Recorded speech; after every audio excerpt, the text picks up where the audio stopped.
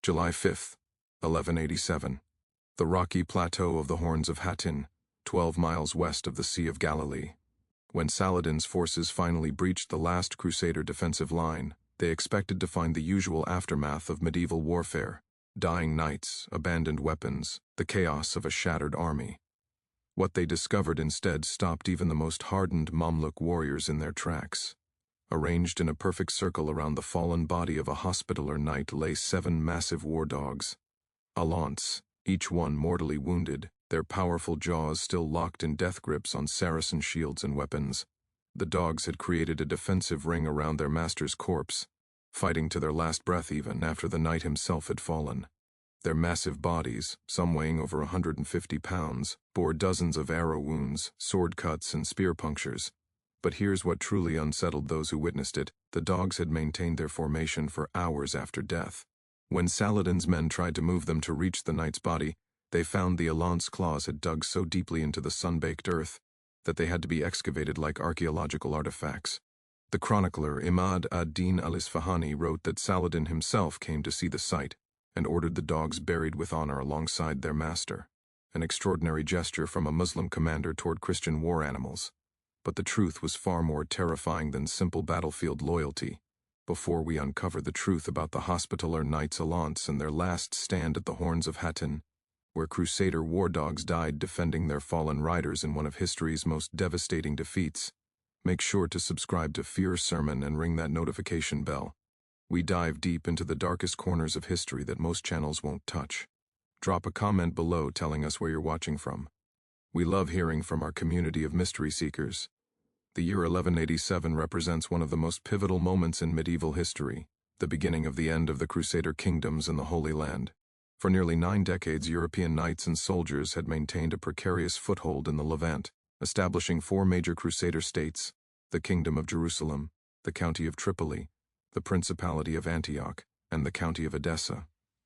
These Christian kingdoms existed in constant tension with the surrounding Muslim powers, locked in an exhausting cycle of warfare, truces, and broken promises. The Kingdom of Jerusalem in 1187 was a realm on the edge of catastrophe, though few recognized it at the time. King Guy of Lusignan, a newcomer to power, was weak and indecisive, despised by many of the kingdom's veteran nobles. The military orders, the Knights Templar and the Knights Hospitaller, had become virtually independent powers within the state, sometimes pursuing their own aggressive policies against Muslim neighbors. The Hospitallers, formerly known as the Knights of the Order of St. John of Jerusalem, were warrior monks who combined religious devotion with military prowess. They wore black surcoats emblazoned with white crosses, and had earned a reputation as perhaps the most disciplined fighters in the Crusader armies. Unlike many nobles who came to the Holy Land for glory and then returned home, the Hospitallers lived permanently in the East. This was their home, and they understood the stakes better than anyone. But there was another element to Hospitaller military power that most historical accounts gloss over: their war dogs. The Alaunts were not pets, they were weapons. These massive animals descended from ancient Molossian hounds, the same breed that had fought in Roman arenas and accompanied barbarian invasions. Standing nearly 3 feet tall at the shoulder and weighing between 100 and 170 pounds, Alaunts were bred for one purpose: war. Their bite force exceeded 700 pounds per square inch, enough to crush bone. Their pain tolerance was legendary. Alaunts had been documented fighting on with multiple arrow wounds, continuing to attack even with severed limbs. The Hospitallers had refined the breeding and training of these dogs over decades in the Holy Land. Each knight of sufficient rank was accompanied by 2 to 4 Alaunts in battle. The dogs wore specially designed armor, boiled leather plates that protected their chests and flanks without impeding movement. Small spikes protruded from their collars, turning them into living battering rams that could crash through enemy infantry formations. Contemporary chronicles describe the psychological impact of these war dogs. Arab sources speak with genuine fear of the Christian demons that accompanied Frankish knights, animals that seemed to feel no pain and fought with terrifying intelligence. The dogs were trained to target specific body parts: hamstrings to disable mounted warriors, throats to kill quickly, arms to disarm opponents. They worked in coordinated packs, and most unsettling of all, they never broke formation until their handler gave the command, or died. In late June of 1187, Saladin, the brilliant Kurdish general who had united Egypt and Syria under his rule, made his move. He invaded the kingdom of Jerusalem with an army estimated at 30,000 men, the largest force he had ever assembled. His strategy was simple but devastating: draw the Crusader army away from water sources in the summer heat, then destroy them in the open field. King Guy, against the advice of experienced commanders like Raymond of Tripoli, made the fatal decision to march his entire army, approximately 20,000 men and 1,200 knights, across the waterless plateau toward the besieged city of Tiberias. With them came over 2,000 war dogs, the largest concentration of military canines ever assembled in medieval warfare. The date was July 3, 1187. The temperature exceeded 110 degrees Fahrenheit, and something was already going wrong with the dogs. The first sign that something was wrong came on the evening of July 3 at a place the Crusaders called Turan. Brother Garnier of Nablus, a Hospitaller knight who survived Hattin and later gave testimony to the order's chroniclers, recorded a disturbing incident. As the army made camp after the first day's march, the war dogs refused to drink from the wells. This was unprecedented. Alaunts were trained to drink on command, especially before battle. But that evening, hundreds of dogs approached the water troughs, sniffed and backed away. Their handlers tried everything, forced feeding through tubes, mixing the water with blood or meat. Nothing worked. The dogs would lap at it briefly, then stop, as if the water itself was wrong somehow. The hounds behaved as if they sensed poison, Garnier wrote. Though we ourselves drank freely and suffered no ill effects, it was as though they perceived something in the water that our Christian senses could not detect, some taint of the infidel land itself. Modern historians have speculated that the dogs may have detected high mineral content or bacterial contamination that humans couldn't taste. But Garnier's account contains a detail that makes this explanation insufficient. The dogs weren't just refusing water. They were staring at the horizon to the east, toward Hattin, and several handlers reported their animals were trembling. War dogs don't tremble. They're bred for fearlessness. The second incident occurred on the morning of July 4th, as the army resumed its march. The Crusader column stretched for miles across the arid landscape, a massive snake of men, horses, and animals crawling toward what they hoped would be their salvation at the springs of Hattin. The military orders, including the Hospitallers, formed the rear guard, the most dangerous position, constantly harassed by Saladin's mobile cavalry. According to multiple sources, including the Muslim chronicler Ibn al-Athir, something extraordinary happened around mid-morning. The Hospitaller war GS, which normally maintained disciplined positions alongside their handlers, suddenly broke formation as a group. Over 300 Alaunts simultaneously stopped walking and turned to face east, toward the Horns of Hattin visible in the distance. They stood completely still for several minutes, not sitting, not lying down, standing at attention, as if awaiting a command. Their handlers shouted orders, pulled on leads, even struck them, but the dogs didn't respond. They just stared at those twin peaks on the horizon. Then, as suddenly as it had begun, the behavior stopped. The dogs returned to formation and continued marching as if nothing had happened. Master Roger de Moulin, Grand Master of the Hospitallers, rode back to investigate.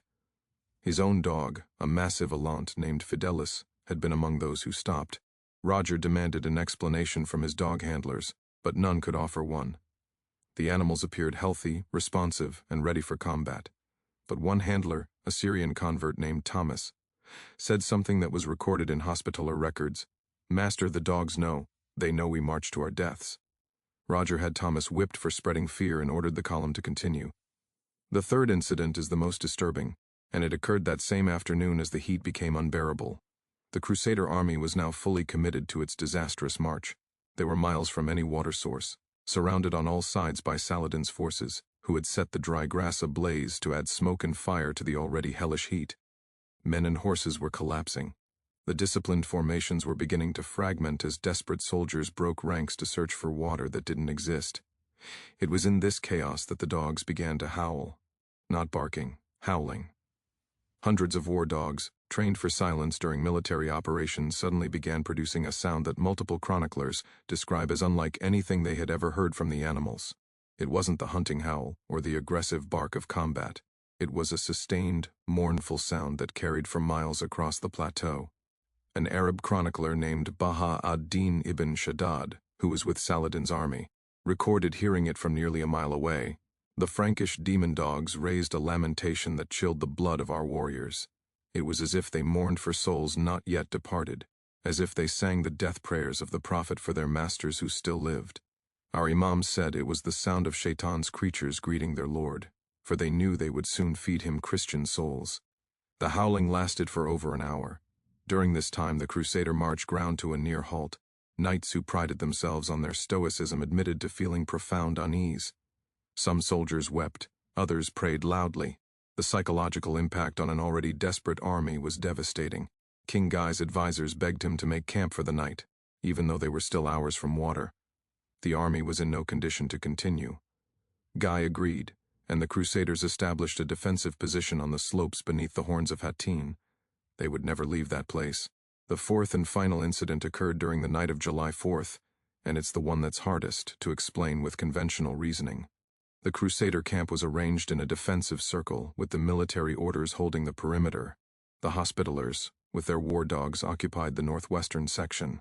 As night fell, soldiers tried desperately to rest, knowing that morning would bring the battle for their lives. Around midnight, every single war dog in the Hospitaller section stood up simultaneously. The handlers were immediately alert. This synchronized behavior usually indicated an enemy approach, but the dogs weren't looking outward at potential attackers. They were looking at each other, and then, according to multiple eyewitness accounts, the dogs began to pair off. Each Alaunt moved through the darkness to another specific dog, approached it, and pressed their foreheads together. The gesture lasted several seconds, then they separated and each dog returned to its master's side. Brother Garnier, who witnessed this behavior, wrote, "It was as if each hound was saying farewell to a brother, as if they knew with certainty that dawn would bring their deaths and they wished to honor their companions one final time. I have been a dog handler for 15 years and I have never seen such behavior. These were not beasts acting on instinct. This was something that resembled thought, understanding, perhaps even souls preparing for what lay ahead." Modern animal behaviorists have noted that dogs do demonstrate anticipatory behavior in response to environmental cues humans can't consciously detect. Changes in air pressure, electromagnetic fields, even subtle changes in their handler's scent indicating stress. But the coordinated, ritualistic nature of what happened that night goes beyond any documented animal behavior pattern. As dawn broke on July 5, 1187, the temperature was already rising toward what would be another day of extreme heat. Saladin's forces surrounded the Crusader position completely. The Crusaders were out of water, exhausted, and trapped. The Battle of Hattin was about to begin, and the war dogs were ready. If this story is giving you chills, hit that like button. The next part gets even more intense, and you won't believe what happened when the battle finally began. Share this with someone who loves dark mysteries and forgotten history. Let's discover what happens next. July 5, 1187, approximately 9:00 a.m. Saladin's army launched their assault from all sides simultaneously. The Crusader position disintegrated with shocking speed. Dehydrated, demoralized, and vastly outnumbered, the Christian forces broke into desperate pockets of resistance across the battlefield. The Hospitaller Knights, true to their reputation, maintained discipline longer than anyone else. They formed a defensive square on the northern slope, their war dogs deployed in a protective screen around the formation. For several hours they held against repeated cavalry charges, the Alaunts savaging horses and riders with terrifying efficiency. But eventually, inevitably, they were overwhelmed. Hospitaller Knights began to fall. And this is when the most extraordinary behavior was observed. Saladin's personal guard, elite Mamluk warriors, were the ones who finally broke through the Hospitaller square. They expected the war dogs to scatter or flee once their handlers fell. This was normal animal behavior in the chaos of battle. Animals, no matter how well trained, have survival instincts. The Alaunts didn't scatter. Instead, each dog immediately moved to defend its fallen master's body, not to seek revenge, not to attack the nearest enemy, but to take up a defensive position over the corpse and hold that ground. Emir Muzaffar ad-Din Gokbori, commander of a Mamluk regiment, recorded his shock. "We had killed the Frankish knight and expected his war beasts to flee or at least to attack in mad rage. Instead, each demon dog stood over its master as a living fortress. They would not advance, they would not retreat, they would only defend that circle of ground where their master had fallen. We had to kill each dog individually, for they would not abandon their post even as their companions died around them." As the battle raged, this behavior repeated across the battlefield wherever Hospitaller Knights fell. The dogs created what military historians now call defensive corpse rings, circular formations with the dead knight at the center. Some rings contained a single dog. Others had 3 or 4 if dogs from fallen handlers had converged on a surviving knight, who then also fell. The Mamluk warriors, trained from childhood in warfare, and accustomed to the brutality of medieval combat, found this behavior deeply unsettling. These were not a CTS of animal rage or confusion. The dogs were executing a deliberate defensive strategy to protect their handlers' bodies, even knowing it meant certain death. By early afternoon, organized Crusader resistance had ended. King Guy was captured. The true cross, the most sacred relic of the Crusader kingdoms, was taken. The battle was over, but scattered across the Horns of Hattin were dozens of these dog formations, still maintaining their positions. Some dogs had been holding their ground for hours, wounded, exhausted, but refusing to abandon their posts. Saladin's forces faced an unusual problem: how to retrieve the bodies of valuable prisoners and nobles from these positions when war dogs continued to defend them ferociously, even in the face of certain death. The solution was as practical as it was grim. Archers were positioned at a distance, and the dogs were shot with arrows until they died. Some required a dozen or more arrows. Several chronicles note that even when mortally wounded, with arrows through their bodies, severed limbs, or massive blood loss, the Alaunts maintained their defensive positions. They died standing. It was during the cleanup phase, as Saladin's soldiers moved across the battlefield to identify bodies and collect valuables, that they made the discovery that would become the central mystery of Hattin. A young Mamluk soldier named Ahmad ibn Tahir was part of a detail tasked with retrieving bodies from what had been the center of the hospital or position. There he found the formation that would later become famous in both Christian and Muslim accounts, the 7 Faithful of Hattin.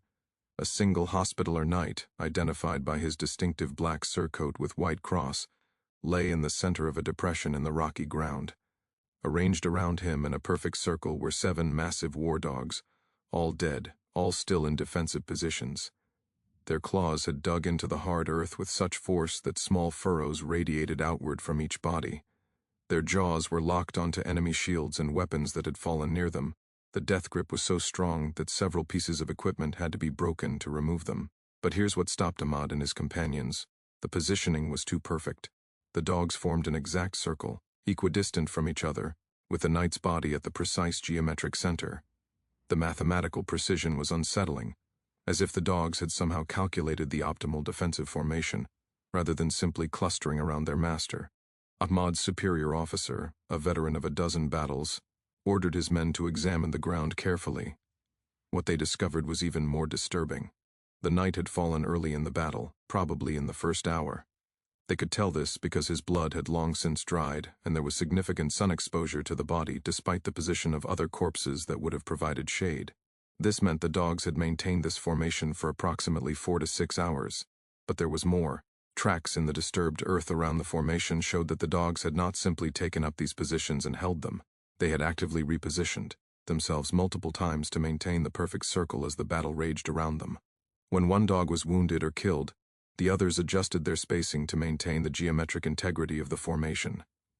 This wasn't instinctive behavior. This was tactical thinking. Ahmad later testified to Islamic scholars in Damascus that he had found evidence of something even stranger. Several of the dogs appeared to have died not from enemy weapons, but from complete physical exhaustion and dehydration. They had fought so hard for so long in such extreme heat that their bodies had simply given out. Yet even as they collapsed, they had oriented themselves to maintain the defensive circle. When Saladin toured the battlefield that evening, he was brought to see the 7 Faithful, BLE sources record that he stood before the formation for several minutes in silence.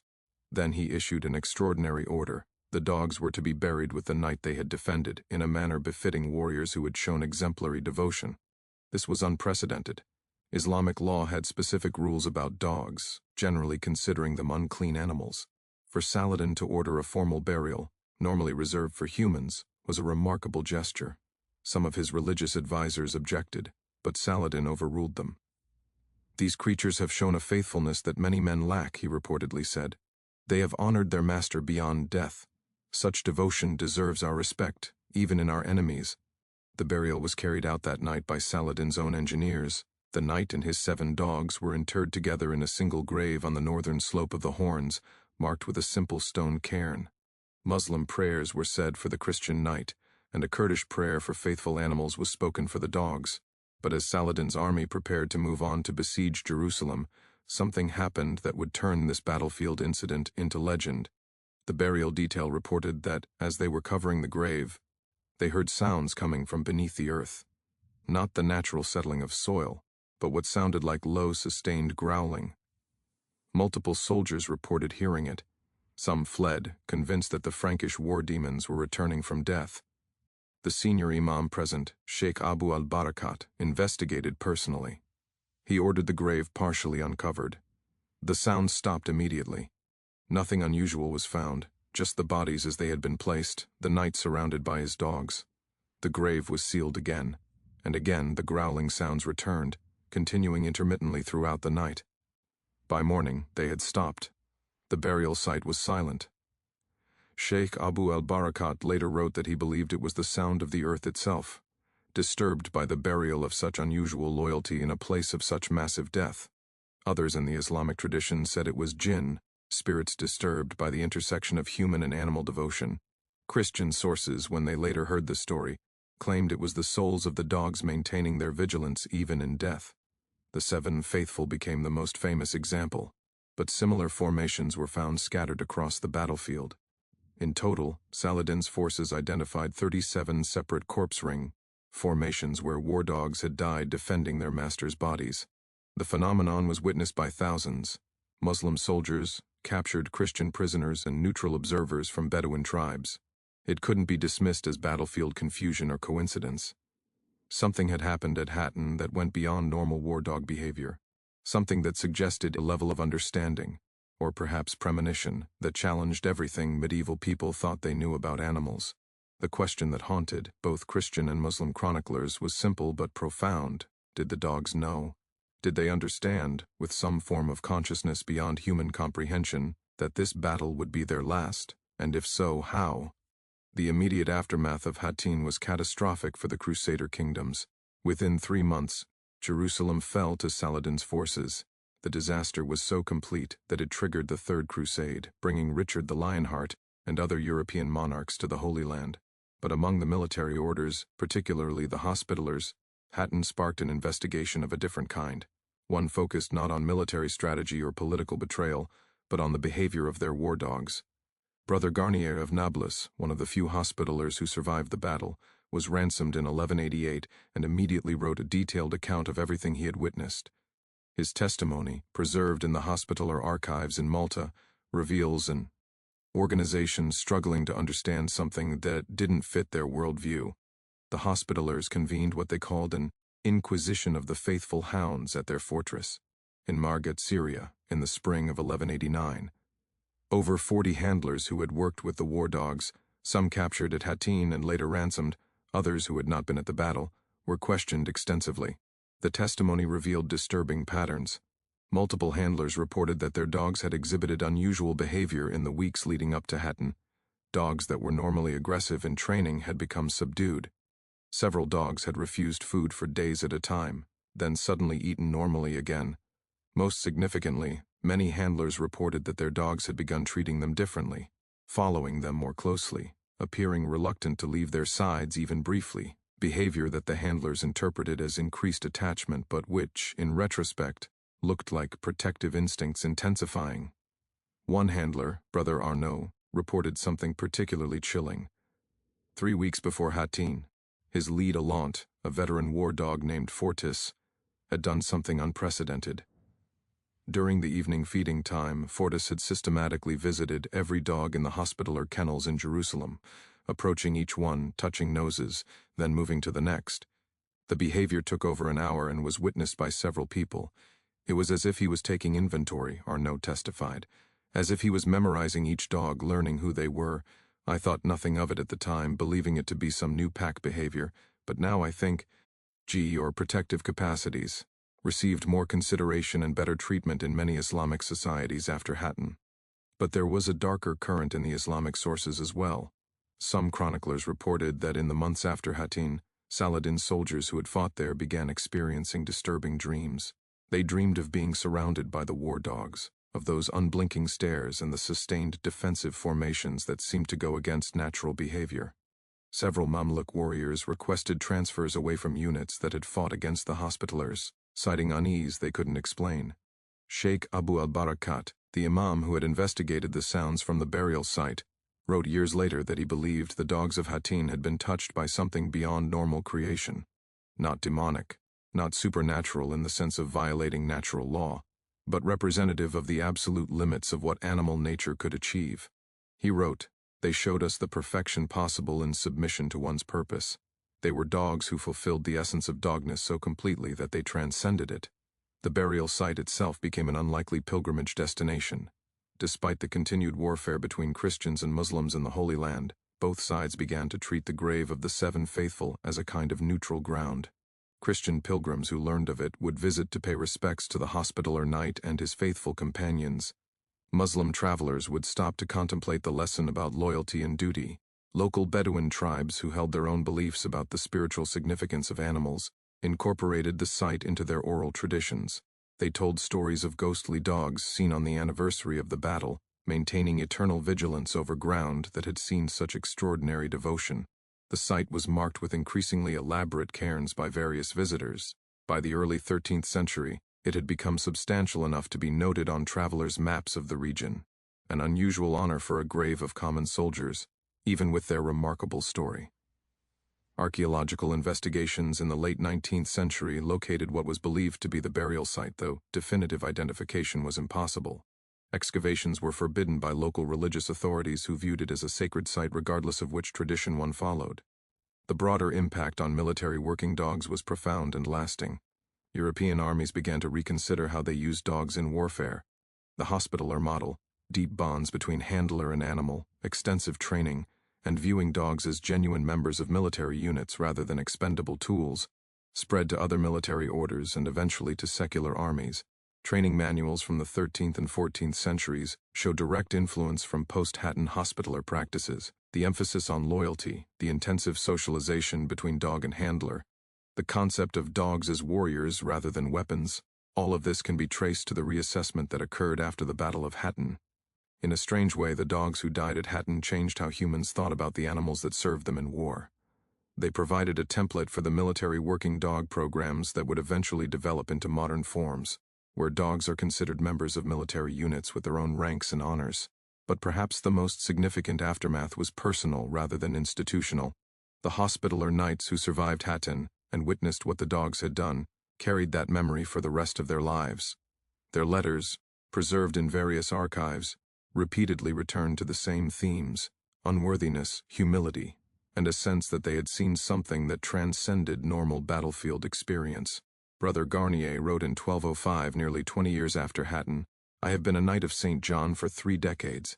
I have fought in a dozen battles. I have seen men perform extraordinary acts of courage and devotion, but nothing I have witnessed among humans matches what those faithful hounds demonstrated at Hattin. They showed us what it means to serve without question, to protect without hope of reward, to die rather than abandon duty. Every day I pray that I might face my own death with even a fraction of the faithfulness those dogs showed their masters."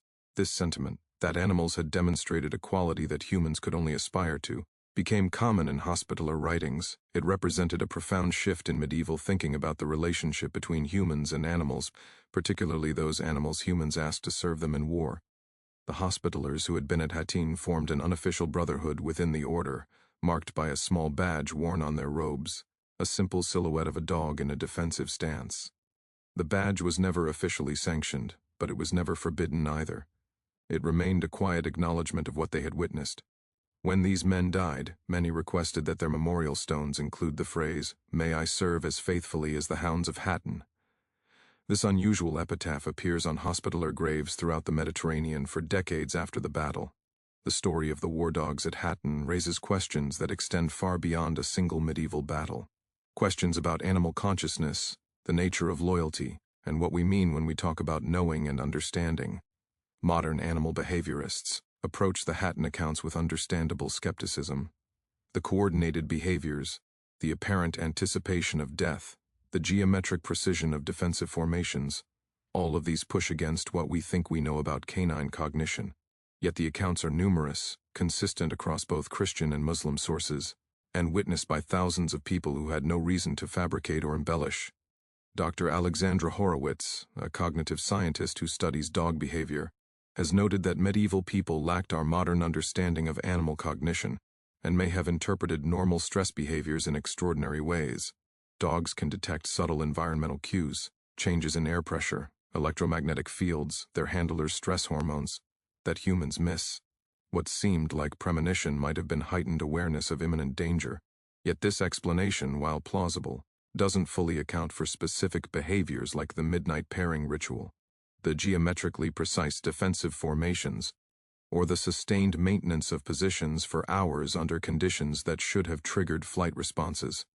We know that dogs can learn complex tasks and form deep emotional bonds with their handlers. We know they can work cooperatively and understand hierarchical pack structures. But do they understand death? Do they have a concept of sacrifice? Can they make decisions that prioritize duty over survival instinct? The Hattin dogs challenge us to expand our understanding of what's possible in animal minds. The military implications were tangible and lasting. The modern military working dog program owes direct lineage to medieval war dog traditions, particularly the hospitaller model that emphasized deep handler-dog bonds. When we see modern military dogs refusing to leave wounded soldiers, or maintaining protective positions in hostile territory despite being injured themselves, we're seeing behaviors that have roots in the training philosophies developed after Hattin. The United States military now recognizes military working dogs as service members rather than equipment. They receive ranks, medals, and formal retirement ceremonies. When they die in service, they're honored with military funerals. This recognition of dogs as genuine members of military units, not mere tools, reflects a gradual evolution in thinking that arguably began on that battlefield in 1187. The emotional and psychological impact of human-dog partnerships in military contexts has also gained recognition. Modern research shows that bonds between handlers and military working dogs involve neurochemical processes, oxytocin release, cortisol modulation, that are identical to those in human relationships. The dogs aren't just following orders, they're responding to genuine attachment. This makes the Hattin story more comprehensible. If we accept that dogs can form profound emotional attachments to their handlers, then behaviors that appear to transcend training might simply be the outer limits of that attachment, love expressed as ultimate loyalty. But there remains something about Hattin that resists easy explanation. The anticipatory behaviors, the synchronized responses, the mathematical precision of formations, the sustained discipline under conditions that should have broken it. These suggest not just emotional attachment but some form of understanding, perhaps not rational thought as humans experience it, but a different kind of cognition that we don't yet fully comprehend. Contemporary neuroscience is revealing that many animals possess cognitive capabilities far beyond what we previously imagined. Corvids use tools and solve complex problems. Elephants demonstrate self-awareness and mourn their dead. Dolphins have culture and individual names. The possibility that dogs might have forms of understanding that we're only beginning to recognize isn't as far-fetched as it once seemed. The theological questions raised by Hattin also persist in modern forms. If animals can demonstrate qualities like loyalty, sacrifice, and devotion that we typically associate with human moral choice, what does that mean for how we treat them? If a dog can choose to die protecting its handler rather than flee to safety, doesn't that suggest moral agency? And if they have moral agency, don't they deserve moral consideration? These are questions that animal ethicists continue to debate. The Hattin dogs provide a historical touchstone for these discussions, a documented case where animals apparently made choices that prioritized others over themselves, the very definition of moral action in many ethical frameworks. The cultural impact of the Hattin story spread far beyond military contexts. In medieval literature, the faithful hound became a standard archetype. Numerous tales, poems, and ballads referenced the dogs of Hattin as exemplars of perfect loyalty. The story influenced how European cultures thought about the human-dog relationship, elevating it from purely utilitarian to something approaching spiritual partnership. This cultural shift had practical consequences. Laws regarding dogs and their treatment became more sophisticated and nuanced. The concept of dogs as having inherent value beyond their utility began to take hold. You can trace a direct line from medieval post-Hattin attitudes to modern animal welfare laws and the concept of pets as family members. The story also influenced artistic representations of dogs. Medieval and Renaissance paintings increasingly depicted dogs as noble companions, rather than mere possessions. The loyal dog became a symbol in heraldry and religious art, representing fidelity, protection, and steadfast service. Perhaps most significantly, Hattin challenged the medieval great chain of being, the hierarchical conception of creation with humans occupying a privileged position between animals and angels. If animals could demonstrate virtues that surpassed human behavior, if they could teach lessons about loyalty and sacrifice, then perhaps the hierarchy wasn't as rigid as previously thought. This theological flexibility eventually contributed to broader questions about the treatment of all creation, influencing environmental ethics and animal welfare movements that would emerge centuries later. The site itself continues to hold significance. Modern visitors to the Horns of Hattin, now part of the Golan Heights region, can stand on the battlefield where one of medieval history's most decisive battles occurred. While the exact location of the Seven Faithfuls' grave has been lost to time, the story remains part of the region's cultural memory. Bedouin guides still tell tourists about the war dogs that refuse to abandon their masters. The story has taken on mythic qualities, blending with local folklore about loyal animals and the special nature of that particular ground. In 2007, on the 820th anniversary of the battle, a small memorial was erected by a coalition of historians, animal welfare advocates, and military working dog organizations. The plaque reads simply, "In memory of the war dogs who fell at Hattin, July 5, 1187. They served faithfully unto death." The memorial has become an unexpected pilgrimage site for military working dog handlers from various nations. Photographs left there show modern handlers with their dogs, paying respects to ancient predecessors. It's a recognition of continuity, that the bond between human and dog in military service spans centuries and cultures. What happened at Hattin ultimately asks us to consider the limits of what we know about consciousness, loyalty, and the capacity for devotion. It challenges our assumptions about the mental lives of animals, and suggests that in our companions, particularly those we ask to serve us in dangerous contexts, there may be depths of understanding and feeling that we've only begun to comprehend. The dogs of Hattin couldn't speak, couldn't explain their actions, couldn't tell us what they knew or felt in those final hours. But their actions spoke with a clarity that transcended language. They showed a faithfulness that medieval chroniclers struggled to describe, and that modern scientists struggle to explain. Perhaps that's the ultimate lesson, that some forms of devotion operate at a level beyond our ability to fully analyze or understand. The war dogs at Hattin demonstrated something that exists at the intersection of training, instinct, emotion, and something else. Something that looks very much like choice, like moral action, like love. And in doing so, they left us with a mystery that 8 centuries of scholarship and science have yet to fully solve. What do you think drove these war dogs to such extraordinary loyalty? Was it training alone, or did they possess some form of understanding that we're only beginning to recognize in animal consciousness? Could they have somehow known what was coming, or were they simply demonstrating the absolute peak of what canine devotion can achieve? Leave your theories in the comments. Do you think animals can sense their own death? Have you experienced similar loyalty from dogs in your own life? The community here loves discussing these deeper questions about the bonds between humans and animals.